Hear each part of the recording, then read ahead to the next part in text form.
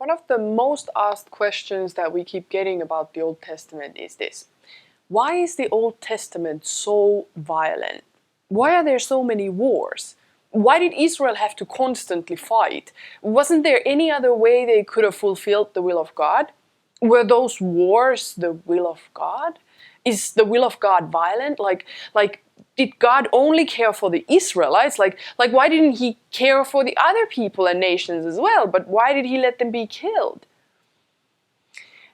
As I'm reading the Old Testament, I keep coming across texts like Jeremiah 4 verse 2, where Jeremiah is like warning Israel. The whole chapter is like a massive warning because the Israelites, they have not obeyed God and they worshipped idols and they've done all kinds of stuff against the will of God. And sometimes they would come to God and then they would just turn back to their old lives again.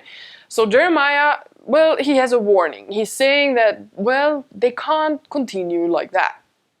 And God says to them like this: if you return, O Israel, if you return to me, if you remove your abominations from my presence and do not waver, and if you swear as the Lord lives in truth, in justice, and in uprightness, then you would expect it to say something like, well, then all will be well and you will be blessed and so on and so on.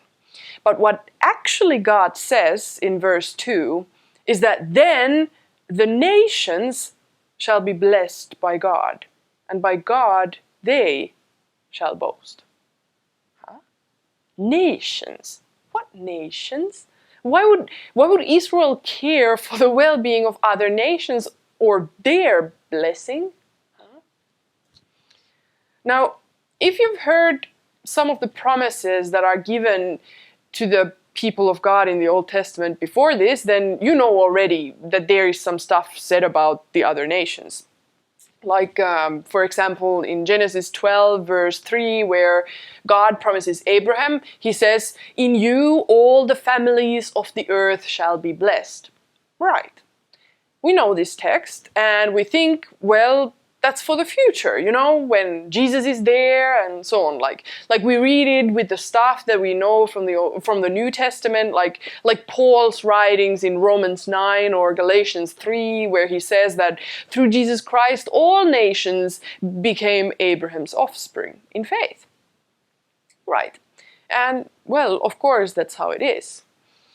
But when I look at a text like Jeremiah 4, well, I'm not sure that that's exactly what this text is referring to.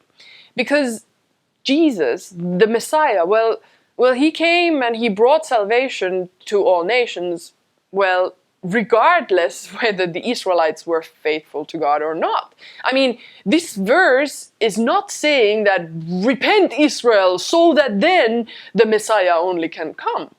No, it doesn't say that. But it says that if you repent, if you turn to God, if you witness the living Lord through your life and do not sway away from Him, then the nations will be blessed in God and will boast in God. So the obedience and the faithfulness of the people of God, that would have an impact, an effect on the other nations around them. It would bring blessing on the other nations. Blessing, not violence, not war, blessing. So I'm thinking, what if the Israelites had fully repented and been faithful?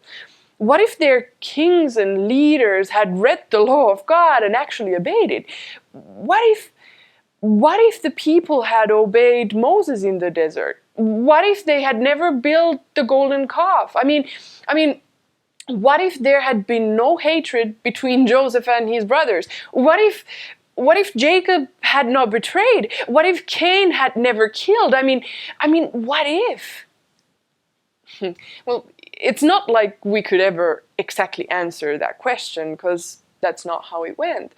But verses like Jeremiah 4 and 2 make me think, what if? What if there had been a blessing? What if there was a different plan, a better plan, another way, a blessed way, but then, well, we messed it up? Then the nations shall be blessed by him, and by him they shall boast. What if?